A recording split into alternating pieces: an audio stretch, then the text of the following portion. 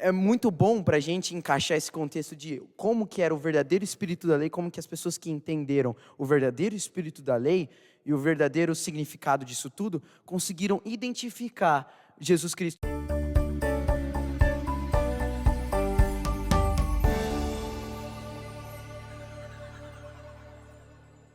Estamos aqui de volta mais uma vez com o nosso programa, o Sala 1, com os nossos amigos aqui, Guilherme Carrijo e David Wycliffe. O nome dele é bonito, hein, cara? Nome bonito, nome único. E agora? Único, realmente único, muito difícil de escrever. Eu até chego para as pessoas já soletrando, porque é difícil. Eu entendo, é difícil até para mim para escrever, imagina para as outras pessoas. Beleza.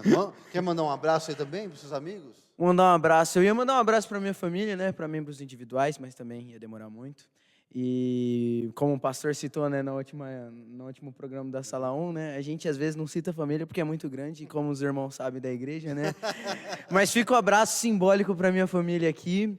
E é isso aí, pastor. Beleza. Aqui todo mundo tem família grande, então o meu também vai ser bem genérico aí para todos. É verdade, cara. O meu também. Todo Bem mundo aqui tem genérico, família a minha família lá na Bahia, também aqui em São Paulo, mas se for falar nomes por nomes aqui não dá, hein, cara, aí não cabe, né? Mais uma vez, vamos reiterar, senão nós esquecemos antes da oração, na última lição, na recapitulação, né? Primeiro para você aí, né, fazer parte do nosso canal aqui da igreja, do NASP HT, clicando no sininho, se inscrevendo no canal, ativando as notificações e nos ajudando também aqui a compartilhar aqui o Sala 1. E não podemos esquecer, hein, Guilherme?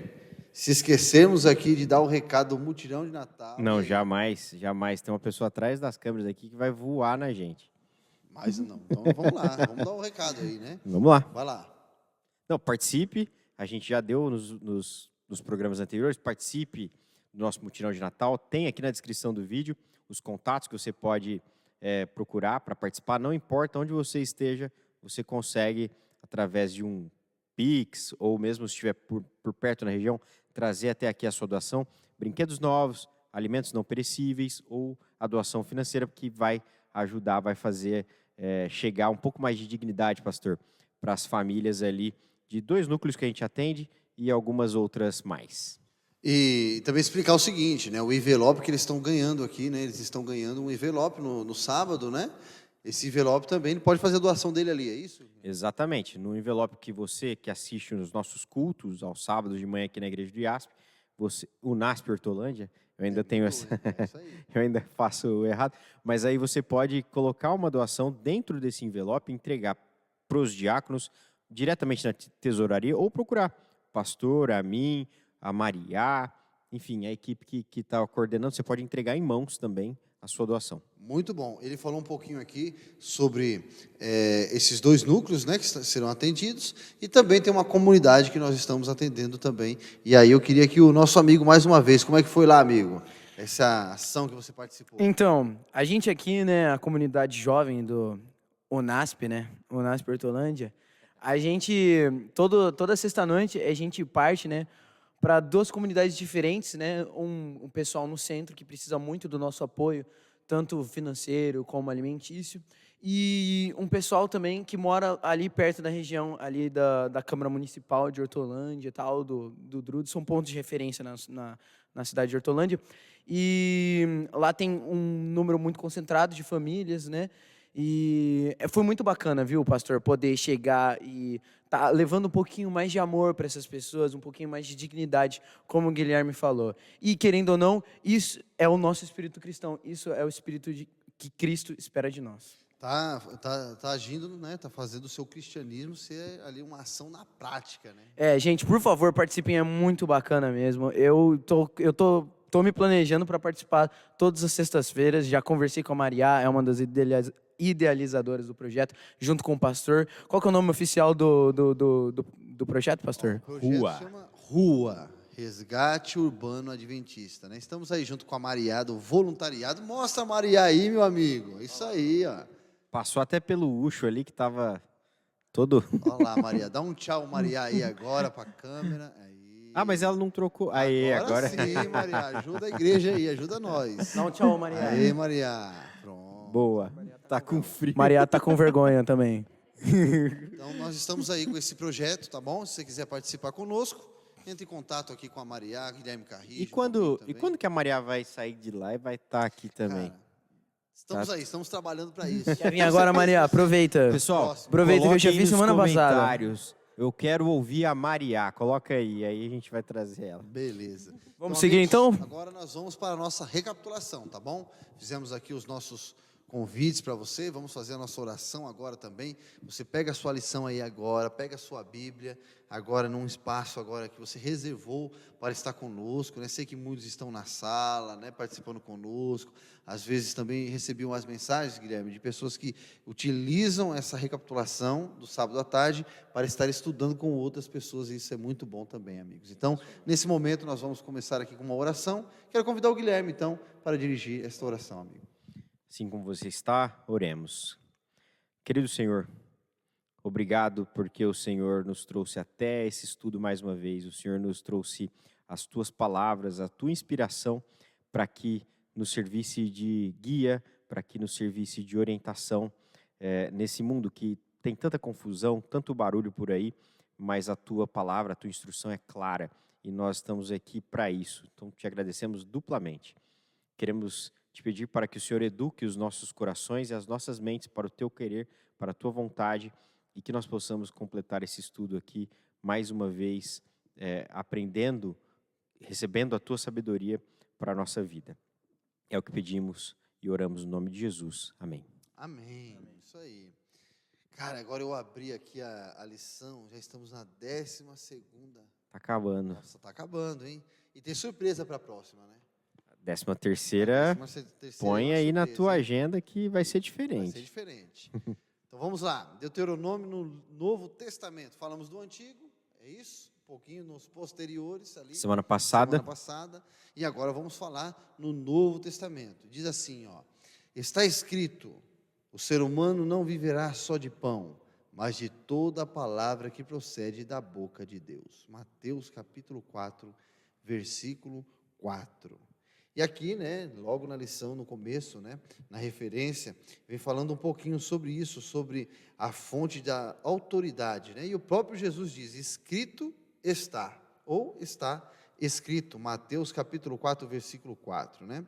E ele diz também, para que se cumpram estas escrituras. A referência aqui, ele está falando do Antigo Testamento, né? Como nós estávamos falando aqui, né, nos bastidores, né? Ainda não se havia escrito o Novo Testamento. Então, Jesus estava fazendo ali a referência do Antigo Testamento, assim como Mateus capítulo 5, versículo 17, ok? 17 até o versículo 19, Jesus, ele fala ali para os fariseus, fala também para os seus discípulos sobre esta referência acerca ali da autoridade do Antigo Testamento. Mas nós vamos falar um pouquinho sobre essas referências que aparecem também no Novo Testamento. E eu queria agora já passar para vocês aqui sobre isso, né? Sobre essa autoridade que é dada pelo próprio Jesus sobre o Antigo Testamento, sobre a palavra de Deus. pastor, a lição, ela já começa chamando a gente a atenção para a principal fonte, né? Para a principal personagem, vamos dizer assim, do Novo Testamento, quando o assunto é referências sobre o Antigo Testamento. Então, os textos, as escrituras, que hoje a gente lê no Novo, no que a gente chama de Novo Testamento, sendo uma referência clara àquilo que tinha sido escrito no Antigo. E justamente essas referências que o pastor acabou de falar, elas são contidas ali em Mateus 4, no episódio em que Jesus é levado ao deserto para ser tentado. O Espírito Santo leva Jesus para o deserto para ser tentado, e aí o inimigo ele traz as tentações ali. São 3. E é um ponto extremamente importante que eu fui aprender isso estudando a lição. As 3 tentações, Jesus responde com o está escrito. Quando Jesus responde com o está escrito, ele, em outras palavras, ele quis dizer assim, o Antigo Testamento disse, está escrito no Antigo Testamento, porque o Novo Testamento, como o pastor comentou, não existia. Mas o que é a novidade aqui? As 3 referências do que Jesus diz que estava escrito, estão escritos no livro de Deuteronômio. Por isso, no livro de Deuteronômio, eu de novo com o meu S aqui sobrando. Mas é por isso que esse contexto a gente traz aqui no estudo da lição desse trimestre, que é sobre Deuteronômio. Então, nas 3 vezes que Jesus responde ao tentador com está escrito, as 3 vezes ele faz uma referência, ele faz uma menção ao livro de Deuteronômio. A primeira, vamos lá, Deuteronômio 8:3, é a tentação do pão. Jesus ele diz, né, está escrito que nem só de pão viverá o homem, né, mas de toda a palavra que procede da boca de Deus. Deuteronômio 8:3, a gente vai ver essa referência sobre justamente essa citação de Jesus. Daí, então, a segunda referência, na segunda tentação, que é uma tentação sobre... vocês vão se lembrar, né? Lúcifer ele fala para Jesus se atirar, que os anjos fariam ali o socorro. E aí a resposta de Jesus está no verso 7. Respondeu Jesus, também está escrito, não tentarás o Senhor teu Deus. E uma referência clara de Deuteronômio 6,16, dizendo o seguinte, não ponham à prova o Senhor teu Deus como fizeram em Massá. É uma outra citação que vai ser explicada em Êxodo. Enfim, e por fim, a terceira tentação, está aqui, Jesus ele responde assim, retira-te, Satanás, pois está escrito, ao Senhor o teu Deus adorarás e só a ele servirás. E Deuteronômio 6, no verso 3, diz assim, temam o Senhor seu Deus, sirvam a ele e jurem somente pelo nome dele. David, meu amigo, vai lá. O interessante também é que Jesus Cristo, ele acaba, né, sendo a figura central tanto do Antigo Testamento quanto do Novo Testamento, né? Ele é o Messias, querendo ou não, em toda a história. E a gente vê que esse processo, né, de justamente dele se tornar o Messias, né, dele ser o Messias, ele passa por um processo de exímio cuidado e exímio estudo da lei. E a gente vê, né, tudo tal, em Mateus, os relatos dele, do ensinamento, né, que Jesus cresceu em sabedoria, estatura e graça diante de Deus e dos homens. Tem o relato também dele ensinando com 12 anos no templo. E isso tudo mostra para nós o quê? Que estava incutido na cultura da época esse pensamento. Então, as crianças, elas chegavam, né, na certa idade de ir para o estudo, né, com os rabinos, tal, nas sinagogas. Elas não iam para aprender somente, digamos assim, aprender mais sobre a lógica, sabedoria em geral. Não, elas iam para aprender aquilo, o quê? A lei, a Torá, não é mesmo, pastor? Iam para aprender isso. Depois acabou surgindo variações, tal como o Talmud e outras coisas, mas elas iam para isso. Então a gente vê que o Novo Testamento, o contexto é totalmente o seguinte: chega o Messias, chega Jesus Cristo como uma novidade a uma cultura que finalmente tinha sido estabelecida, que era a cultura de obedecer à lei, né? Digamos assim, do próprio Deuteronômio. Então, o processo que Jesus Cristo tem que enfrentar é o seguinte: estou aqui para mudar a visão de como isso tudo aqui é feito. Não estou para simplesmente mudar isso, a essência disso tudo. Não estou para mudar a essência disso tudo. Só quero mudar um ponto de vista em cima disso. Mas, para eu mudar esse ponto de vista em cima disso, eu preciso conhecer. E a gente vê que o próprio verbo, né, que é o próprio verbo, a própria palavra, que é Jesus Cristo, teve que ter todo esse conhecimento, teve que passar por todo esse processo. Imagina nós, né, o que nós deveríamos estar fazendo, esse escrutínio da palavra de Deus, que é pegar, analisar essa exegese, né? Escrutínio não seria a palavra muito correta, né? Seria mais exegese, né? Bem também. E o que nós deveríamos fazer, né, pastor? E a gente vê, né, que acaba todo esse processo que Jesus acaba sofrendo, né, com relação à cultura, com relação a tudo isso, acaba finalmente dando resultado. Quando chega Satanás, ele tenta Jesus Cristo e Jesus Cristo tem na ponta da letra o quê? Deuteronômio. Aquilo que a gente está estudando esse trimestre. Tem a palavra, né? Tem a palavra. Esse é o negócio interessante. A própria palavra tem a palavra. Olha que legal. E quanto mais contato com a palavra, mais poder. Mais palavra ele é. Olha mais que poder doideira. Que legal, né? Resultado. Muito bom, né? Eu gosto. Eu só queria fazer aqui referência ao cenário, né? Ao cenário das tentações aqui, né? É isso mesmo, o Messias que é o Machia. Por quê? O cenário que está sendo mostrado aqui agora é o mesmo cenário que aparece para Moisés, no mesmo tempo aqui você vê, né? Jesus ele está passando o que o povo de Israel passou no deserto.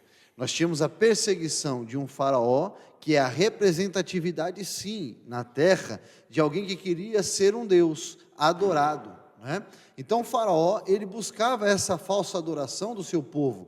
E se você for na cultura egípcia e começar a estudar sobre isso, você vai ver que ele também se considerava um Deus, e ele queria a sua adoração para si próprio, né?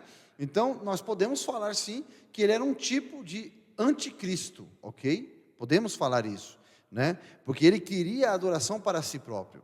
Mas também nós vemos aqui, na questão de que o povo estava vivendo no deserto, Jesus foi tentado no deserto, o povo estava com fome, Deus derramou maná, Jesus estava com fome, e aqui naquilo ele falou, né, que ele é a palavra, ele é o pão da vida, ele é o pão da vida. Esses paralelos, né? são incríveis. Olha só, né? ele já é o pão da vida. Nós temos aqui agora a tentação que você falou assim, não ponha Deus à prova, por quê? Porque Moisés colocou Deus à prova lá, quando ele faz o quê? Quando ele toca com a sua vara lá na rocha, né?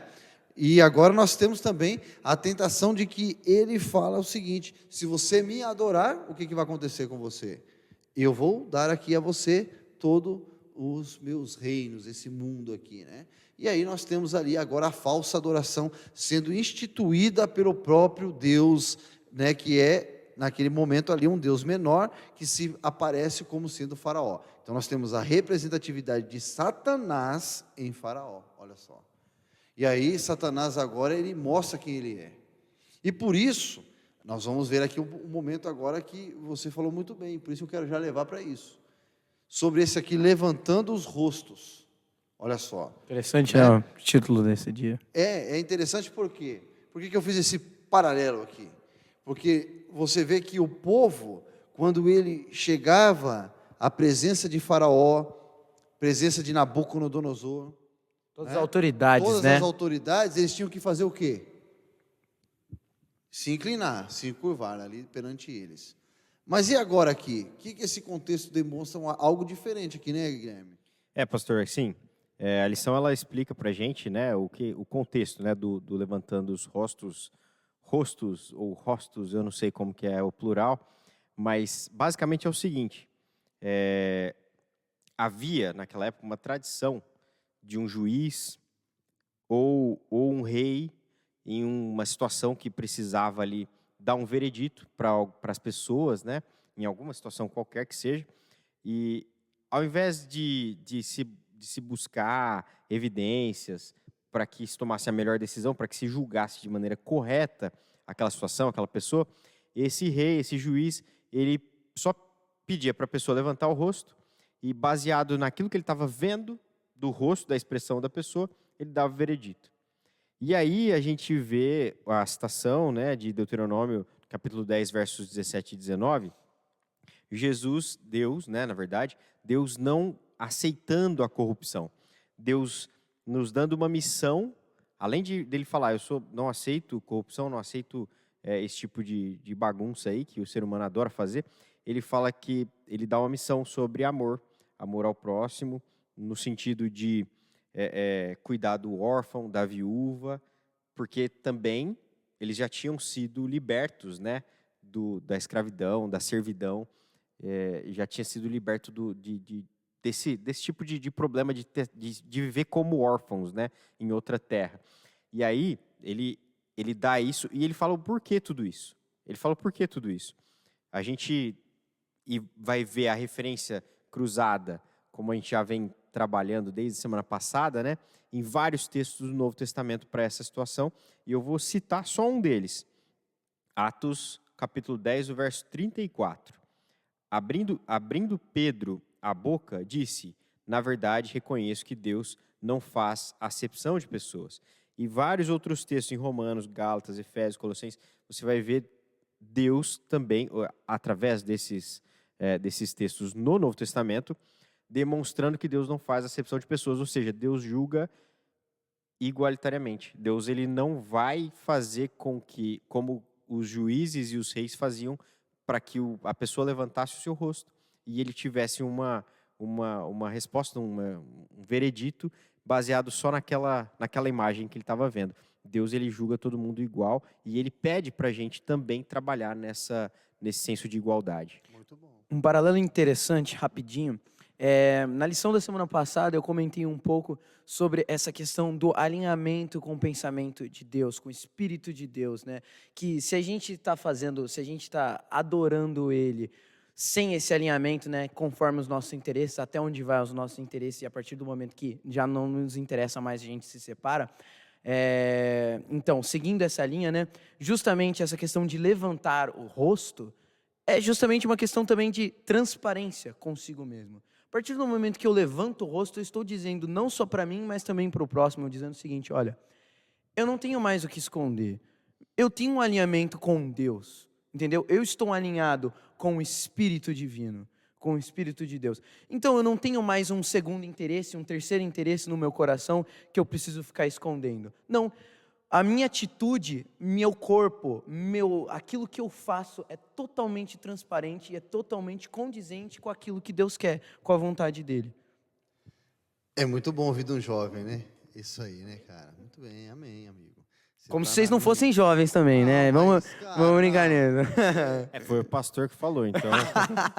o espírito é jovem, né? Mas é muito bom, cara, ver como realmente a palavra é aquilo que você falou.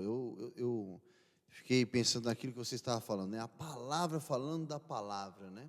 Ali naquele momento. E agora eu vejo como que essa palavra entrou realmente assim na mente, né? Você mesmo falou o seguinte, que era passado de pai para filho, a Torá era inculcada na cabeça, como foi falado também em Deuteronômio, e eu vejo como também, né, realmente quando você estuda a palavra de Deus, isso fica realmente na nossa mente. E a gente consegue ver quando a gente expressa aquilo que realmente nós vivemos, né?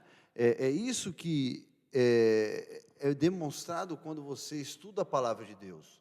E Jesus, quando esteve aqui, era dessa forma que ele gostaria que as outras pessoas pudessem entender um pouquinho, né? Você vê ali que os discípulos, eles tinham mais ou menos entre 17 e 23 anos, né? Sendo ali o mais novo, até Pedro ali um dos mais velhos, Jesus com uma idade um pouquinho maior que eles, né? Não tanto de diferença, mas Jesus, ele precisava de pessoas que estavam abertas para ouvir a palavra, né? Porque tem pessoas da idade um pouco mais inferior também, ou mais pessoas com uma idade um pouco avançada, que a pessoa fala o seguinte: não, eu já sei de tudo, não preciso aprender mais nada, não é assim? E aqui o texto e as lições que nós estamos aprendendo aqui, nós estamos vendo que muitas vezes nós não conhecemos realmente o suficiente para entender o que Deus quer para a nossa vida. Então, por exemplo, nós falamos um pouquinho sobre isso aqui, sobre as tentações de Jesus, esse paralelo, falamos agora um pouquinho sobre essa questão de levantar o rosto, né? E agora vem essa parte aqui de ser amaldiçoado em um madeiro, essa maldição que ele carrega sobre o madeiro, né? Eu sempre digo o seguinte: a cruz, ela se tornou um símbolo do cristianismo, e muitas vezes ela se torna um símbolo mesmo, só um símbolo. Ela não tem uma representatividade necessária na vida do ser humano, por não entender o que ela representa. Essa é a diferença. Às vezes o ser humano, ele vê a cruz, ele coloca a cruz ali como fosse um símbolo, um amuleto, né? É um amuleto qual é os amuletos aqui do Brasil? Pé de coelho, que mais? Trevo de 4 folhas, que mais?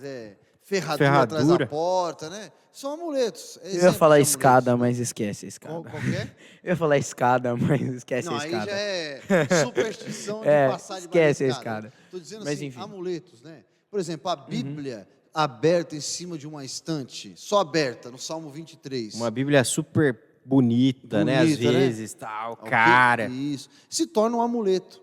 E a cruz, em muitos lugares, ela se torna um amuleto. E aqui agora no texto, por isso que eu estou dando esse exemplo para você que está em casa aí, para você observar o seguinte, né? Que a cruz de Cristo, ela vai além daquilo que nós muitas vezes apresentamos como sendo só um símbolo, né? Essa questão aqui de um amaldiçoado em um madeiro. Então, por exemplo, aqui, ó, lá em Gálatas, né? Existe aqui essa parte de Gálatas que muitos utilizam para, vamos usar uma palavra aqui, né? desqualificar o quarto mandamento.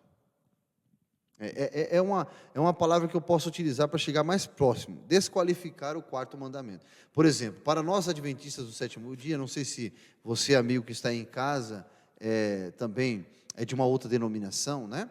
Nós acreditamos que o sábado é o dia do Senhor, que ele ainda está em vigor nesse momento, mesmo estando aí vivendo em um outro contexto. Deus, ele diz lá em Malaquias que eu sou Deus e não mudo, ok? Então, é utilizado, por exemplo, esse texto de Gálatas aqui, que nós estamos falando dessa referência aqui de Gálatas capítulo 3, de 1 a 14, né? Para desqualificar o texto de Êxodo capítulo 20, né? E aí nós temos essa ideia aqui, eu queria tratar um pouquinho sobre isso, para nós andarmos um pouquinho mais aí, né? O nosso tempo já está correndo, mas veja o seguinte, né? O apóstolo Paulo não estava falando contra a lei, né? Nesse texto ele poderia justificar a quebra do sábado. A chave ela encontra-se em Gálatas capítulo 3, versículo 10, que diz assim, ó: todos os que são das obras da lei estão debaixo da maldição, ok? Mas aí nós vamos agora utilizar aqui o nosso amigo, para ele falar um pouquinho mais sobre isso, né? O nosso amigo aqui, Guilherme Carrijo. O que é essa maldição que Paulo está dizendo aqui? Ele está se referindo ao sábado, sendo uma maldição para o povo, nesse contexto dos cristãos, dos novos conversos? Pastor, olha, esse texto, quando não é lido à luz da origem, que é o Antigo Testamento, causa toda essa confusão que o pastor está falando. Então, Paulo, o que ele está falando aqui sobre essa maldição e tal, nos primeiros versos ali do capítulo 3, você vai ver que ele vai discorrendo sobre esse assunto, né? O que é obra, o que é fé. Mas quando ele chega lá a partir do verso 10 e fala sobre a maldição, fica claro a referência que ele está citando. Mas antes, então, de a gente ler esses versos de Gálatas, eu vou ler a referência. Aí a gente volta para Gálatas e você vai ver o sentido, como fica melhor, como fica diferente. Vamos lá. Aqui, em Deuteronômio, versos 22 e 23 do capítulo 21. Quando alguém tiver cometido um crime que mereça a morte e condenado for suspenso num madeiro, o seu cadáver não permanecerá no madeiro durante a noite. Certamente o enterrarás no mesmo dia, porque o que for pendurado é maldito de Deus. Assim não contaminarás a terra que o Senhor, o teu Deus, te dá em herança. Esse contexto a gente não precisa detalhar aqui, é um contexto sobre as leis, até que depois foram distorcidas no Talmud, mas aqui tem uma sentença de morte, pendura-se no madeiro, e aí a frase que a gente deve levar aqui, certamente, aqui ó, porque o que for pendurado é maldito de Deus. Pega essa informação, vai lá para Gálatas, capítulo 3. Aí a gente vai ler 2 versos. O verso 10 fala o seguinte: todos aqueles que são das obras da lei estão debaixo da maldição, pois está escrito: maldito todo aquele que permanecer em todas as coisas que estão escritas no livro da lei para praticá-las. Façam uma referência cruzada agora com o livro de Deuteronômio, capítulo 27, verso 26. Antes também tem uma lista ali de maldições. Mas não se assustem, tá? Leiam que você vai entender. E aí o verso 13, Cristo, do capítulo 3 de Gálatas. Cristo nos resgatou da maldição da lei, fazendo-se maldição por nós, pois está escrito: maldito todo aquele que for pendurado no madeiro, o que a gente acabou de ler. Então, quando a gente faz essa referência, o que Paulo está dizendo? Que a gente tem que abolir as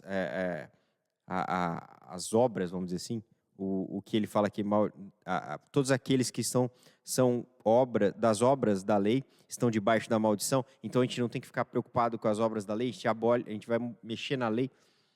Óbvio que não, fica claro quando você contextualiza e compara nessa referência cruzada.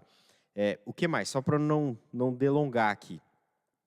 Pastor, se Jesus, então, tivesse sido maldição, por ter recebido o nosso pecado, assim como Paulo acabou de explicar, e aí, então, a partir de então, a lei fosse alterada, fosse revogada, a gente vai ver uma referência também no Espírito de Profecia, o Patriarcas e Profetas, demonstrando que a imutabilidade da lei pedia um sacrifício.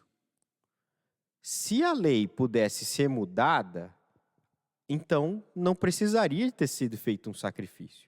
Jesus não precisaria se tornar essa maldição que foi subida, que foi elevada até o madeiro. Vocês estão entendendo o que eu quero dizer? Se houvesse uma possibilidade de mudança de lei, não precisaria que Jesus se tornasse maldição em nosso lugar. Então, existe essa incoerência que a gente nem precisava gastar tanto tempo, mas a gente deixa claro quando você faz essa referência cruzada. A lei, ela é imutável. Jesus aqui demonstra que a maldição tem a ver por termos transgredido a lei, ele precisou se tornar maldição e se tornar sacrifício. É isso, em resumo. Tem muito mais coisas, a gente falaria muito mais tempo, mas eu estou querendo deixar o mais compacto possível. Muito bom. David? Bom, é só uma questão, assim, um paralelo rápido com relação a essa coisa da maldição em si que você acabou de citar, o Guilherme. A gente reclama muito, né, como já foi visto, né, nas outras lições anteriores, né, já foi dito muito que Deus é um Deus cruel, que o Velho Testamento, né, o Antigo Testamento, cita Deus como um Deus muito cruel, tal, essas coisas. Mas a gente vê aqui, por exemplo, o contexto da época era um contexto de muito mais crueldade do que esse simples detalhe que, por exemplo, foi citado por Deus. Deus diz o seguinte: olha, maldito será aquele que deixar o corpo pendurado no madeiro. Era muito comum, um costume na época, por exemplo, os romanos, várias rebeliões escravas que aconteceram ali em Roma, na região, eles pegavam os escravos, penduravam eles no madeiro e colocavam eles na estrada e deixavam dias e dias apodrecendo. As pessoas ali ficavam, acabavam sendo pegas por urubus, entre outras coisas, animais que, iam acabar... As pessoas, resumindo, iam sofrer demais. Também nós tivemos casos parecidos também na invasão de Jerusalém, que eles pegavam para utilizar como exemplo. Então a gente vê a misericórdia de Deus, da lei de Deus, e a gente nem percebe. A gente vê essas coisas assim, a gente passa batido. A gente pensa que, nossa, mano, olha, Deus aqui, como que Deus é capaz de fazer uma coisa dessas, né? Mas aí a gente analisa o contexto cultural da época, a gente entende que Deus é muito mais grandioso que isso. Que Deus consegue utilizar a humanidade sempre para o propósito dele, que é a misericórdia e o amor. Muito bom, muito bom. E aqui você vê agora na lição, dando um pouquinho mais aqui para os finais, né, momentos finais nossos, você vê esse paralelo. Nós já falamos sobre isso, entre Jesus e Moisés e Jesus, sendo aqui um profeta semelhante a outro, né? Você vê que existe uma referência, né, de um contexto onde, por exemplo, nós temos aqui a questão que Pedro, né, ele faz essa referência a Jesus, ali em Atos capítulo 3, versículo 21, nós temos essa referência, mas nós também temos aqui essa ideia do Messias, sendo também a referência de quem? De Moisés. Um tipo de Messias, não que seria o Messias que daria a vida, né, mas um libertador. Então Moisés, ele foi um tipo de libertador para o seu povo em Israel. Você sabe bem que Jesus também é um tipo de libertador para Israel. Apenas o contexto é diferente, o momento é diferente, mas você vê o seguinte, que eles são levantados ali, os apóstolos, Estevão, Pedro, eles são levantados para confirmarem ali, né, essa questão, para que as pessoas pudessem apontar. Os judeus tinham a sua referência como Messias, Moisés, né, o Moshe, mas nós temos aqui agora Pedro e Estevão apontando para Jesus como o libertador ali naquele momento, naquele contexto, né? Naquela atualidade. E eu queria ouvir um pouquinho aqui, Guilherme, sobre isso, para nós já irmos para os nossos finais aqui, momentos finais. Jesus sendo o cumprimento da profecia que eles precisavam ouvir, né? Nós sabemos que muitos deles negaram essa profecia, mas nós temos aqui algo que existe uma pergunta, né, a se fazer. Esses homens, foi bem colocado aqui com o nosso amigo David, foi bem colocado no começo, que esses homens, por exemplo, na sua infância, eram ali doutrinados, estudavam a Torá, estudavam o Pentateuco, tudo ali, e sabiam de tudo das questões ali sobre a vinda do Messias. E por que não conseguiam identificar que existia ali agora essa profecia sendo cumprida na sua atualidade? Por que, pastor, eles não conseguiam? Respondendo rapidamente, porque tem uma questão de fé envolvida aqui, e que a fé não é exercitada apenas na leitura, né? Não bastava o conhecimento do que tinha sido escrito no Antigo Testamento para que eles interpretassem de maneira correta a vinda do Messias. Então, basicamente, Pedro e Estevão, os dois, em contextos diferentes no livro de Atos, mas os dois apontam para a vida de Jesus e demonstram que era o Messias prometido, o Cristo, com citações do livro de Deuteronômio, capítulo 18. Então, basicamente é isso. Os dois fazem essa referência também cruzada. Por que ele usa Deuteronômio? Vamos lá. Porque era o texto que todos conheciam. Eles conheciam o texto. Não era novidade para eles o texto. Mas na hora que ele cruzava com a informação, com a ideia, com a vida de Jesus, dava uma explosão assim na mente daqueles caras que estavam ouvindo e falava, realmente, aqui tem um algo a mais. Era Jesus trazendo com o que era conhecido, trazendo o desconhecido por meio daquilo que era conhecido. Esse que é o resumo. Complementando rapidinho o que o meu amigo Guilherme comentou, eles também tinham essa dificuldade, porque é igual a questão da piada interna, vocês vão entender. Porque quando você tem um amigo seu, você vai, diz uma piada para ele, você conta uma piada interna para ele e tal, ele começa a rir e o seu amigo do lado não compreende. É basicamente o mesmo espírito. Aquelas pessoas que haviam se alinhado ao verdadeiro espírito divino, que a gente explicou anteriormente, da obediência à palavra de Deus, do amor que realmente elas tinham pela palavra, pela fé, só essas pessoas poderiam compreender. Só essas pessoas realmente compreendiam. Então, Jesus Cristo veio como se fosse uma piada interna. Somente aquelas pessoas que estavam próximas ao Espírito dele conseguiam compreender a grandeza e a magnitude de como que ele viria e como ele iria nos salvar. Entendeu? Então, é muito bom para a gente encaixar esse contexto de como que era o verdadeiro Espírito da lei, como que as pessoas que entenderam o verdadeiro Espírito da lei e o verdadeiro significado disso tudo conseguiram identificar Jesus Cristo, e como aqueles doutores que focavam bastante nessas leizinhas extras, no Talmud e tal, eles não conseguiram identificar. Por quê? O Espírito estava errado, o Espírito estava correto, e eles não conseguiam identificar, não tinham o mesmo Espírito para entender e para enxergar tudo aquilo que estava acontecendo. Muito bom. E aqui, já indo para o nosso momento final, você vê um pouquinho aqui sobre essa questão da horrível coisa, né, ali, que o texto fala isso, né, sobre a lição. Mas eu aponto para a fidelidade do povo, né, Guilherme e David, né? É apontado para a fidelidade e também a demonstração do caráter de Cristo sobre o ser humano, né?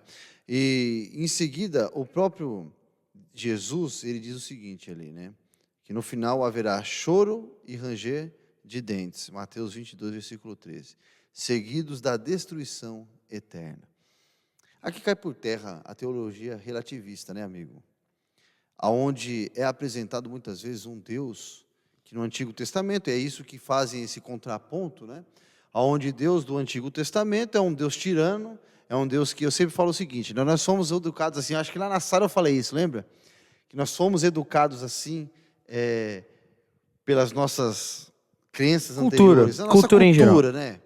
Para ter medo, né? Para ter medo de um Deus que está sentado num trono com a sua barba branca, pronto para destruir a humanidade. Como formiguinhas, né? Está aqui, é um Deus tirano. Nós somos criados e culturalmente fomos levados a crer dessa forma. E temos um medo excessivo de Deus, né? E aí, aqui existe essa ideia de que Deus não é o tirano que é apresentado. Por quê? Existe aqui a chance de salvação pela fidelidade, ok? É entender o que é o caráter de Deus sendo demonstrado no Filho. Porque quando o Filho chama o povo à fidelidade, o apóstolo Paulo, ele mostra isso aos crentes judeus, que são os novos conversos, os novos fiéis, que são os cristãos, e ele demonstra o seguinte, vocês precisam ser, agora nesse momento, fiéis à palavra de Deus, né? E isso aqui demonstra muito sobre a teologia do remanescente, né? Por quê? Porque nos momentos finais da história desse mundo, nós seremos também perseguidos pelas nossas crenças, que são crenças que para a atualidade já estão sendo colocadas em xeque. Então, quando a palavra de Deus é expressada, quando ela é demonstrada realmente naquilo que está escrito, para muitos hoje ela já não se enquadra no contexto que nós estamos vivendo hoje. E quando nós vemos esse texto aqui apresentado pelo próprio Jesus, quando chegar aquele grande dia que ele estará acima de todos e de tudo sobre a terra, em Apocalipse 20, versículo 11 em diante, que ele vai estar sentado no trono e todos estarão diante dele, aqui o texto que o apóstolo Paulo mostra é a fidelidade à antiga aliança. Quer dizer, Jesus fez uma aliança comigo e com você na cruz. E a cruz agora ela não se torna mais um amuleto, porque ela se torna agora real, quando o seu sacrifício foi real em nossa vida. Então, o texto vem dizendo o seguinte: será horrível para aqueles que não aceitam a cruz, não aceitam o sacrifício de cruz. O sangue de Cristo, ao ser derramado, essa maldição que foi apresentada quando nós falamos um pouquinho, ela representa a maldição para aqueles que estarão agora vivendo o milênio na terra mortos. Apocalipse 20, versículos 7 e 8 diz que Satanás estará agora sendo solto de sua prisão para levantar aqueles que estarão agora fazendo parte do seu exército. O número deles é como a areia do mar. Por que eu dei essa referência aqui? Porque o apóstolo Paulo ele diz o seguinte: a infidelidade do povo levou o seu povo à destruição. E aqui diz também que o seguinte: Deuteronômio mostra que os fiéis permaneceram fiéis até o momento em que foram colocadas a sua fé em xeque. Aí eu pergunto para vocês aqui, para a gente ir para o final, para as suas considerações finais de cada um. Será que esse momento de nós como cristãos, que estamos estudando aqui a palavra de Deus, está mais próximo do que nunca? Com certeza, né? Sempre, a cada dia, né? Fica mais próximo. Mas é interessante, pastor, que nessa referência cruzada de Paulo no livro de Hebreus, capítulo 10, versos 28 a 31, falando justamente isso que o pastor comentou, é uma menção que ele usa também, não podia ser diferente, né? A gente está falando só de essas menções de Deuteronômio, ele faz uma menção para Deuteronômio 17, 6. E justamente tem dois sentidos. Esse primeiro, que é o que a gente enxerga sobre a fidelidade, é um convite, é uma exortação para que o povo permaneça na fidelidade, um povo que já tinha caminhado por caminhos tortos, então é uma chance de recomeço, uma chance de evitar o mau caminho e voltar para os caminhos de Deus, mas também essa exortação. O horrível coisa, o que vai ficar muito feio é para você, povo, que conhece já, para você que já sabe dessas coisas todas, você vai sofrer ainda mais do que quem não conhece. Então a coisa fica feia aqui. A segunda referência é justamente essa. A coisa vai ficar feia para quem conhece e não anda, para quem conhece e não caminha no bom caminho. Sim, é como se, bom, o Antigo Testamento, né, no Antigo Testamento eles tinham o quê? Apenas a revelação de pai para filho, né, pastor? E eles iam passando de pai para filho. No Novo Testamento já tínhamos, né, a Torá, lapsos, né, resquícios já do Antigo Testamento, ainda estava para ser descoberto muita coisa. E agora nós temos a suma de tudo isso. Será cobrado de nós muito mais? Sim, é a nossa responsabilidade. Claro que também a tentação, a preocupação de Satanás conosco é maior, nós somos mais tentados sim, mas a nossa luz também é maior. E Deus nunca vai dar para a gente algo que seja mais difícil e que nós não possamos suportar, né? E essa luz é traduzida em responsabilidade. Então a palavra final, pastor, é essa. Hoje a gente carrega uma luz maior, uma responsabilidade maior para a gente, na nossa vida pessoal, mas também para estender, para abraçar e salvar outras pessoas também. O empresário, ele tem mais condição de impactar uma empresa, mas ele também tem mais responsabilidade do que simplesmente, digamos assim, um gerente ou aquele que está mais abaixo na hierarquia. Muito bom. Chegamos às nossas considerações finais, já foram colocadas aqui, né? E estamos aqui terminando. Só queria deixar para você o seguinte, né? Nós falamos aqui sobre os 3 pontos, as 3 tentações de Jesus Cristo quando ele passou no deserto. O ser humano, nos últimos dias da história desse mundo, também vai travar uma guerra espiritual entre o bem e o mal. Talvez você, nesse momento, também já está travando essa guerra. Mas fica aqui a mesma lição que nós aprendemos, tanto com o povo de Israel, com o seu líder e libertador Moisés, como o povo de Deus nessa nova geração, com o seu líder e libertador Jesus Cristo. Olhamos para a cruz, para que ela possa trazer a salvação especial para cada um de nós. Feche seus olhos, abra o seu coração, vamos falar com Deus. Senhor Deus e Pai, muito obrigado, Senhor. Porque a Tua palavra, ela vem ao encontro das nossas necessidades. E ela é um guia, Senhor, neste mundo onde nós estamos vivendo. Por isso, ó Deus, nos ajude a cada dia. Temos vontade, temos desejo de abrirmos a Tua palavra para que ela possa ser colocada em prática em nossas vidas. Que ela não fique só na estante como um amuleto, onde passamos a vê-la como algo que poderá transformar nossa vida, mas não colocamos em prática. Mas que ela possa ser real, quando abrimos a Tua palavra e através do Espírito Santo podemos trazer lições para a nossa vida e podemos a cada dia sentir os passos de um Deus que se aproxima. Então fica conosco, Senhor. Nos abençoa conforme a Sua vontade. Em nome de Jesus. Amém.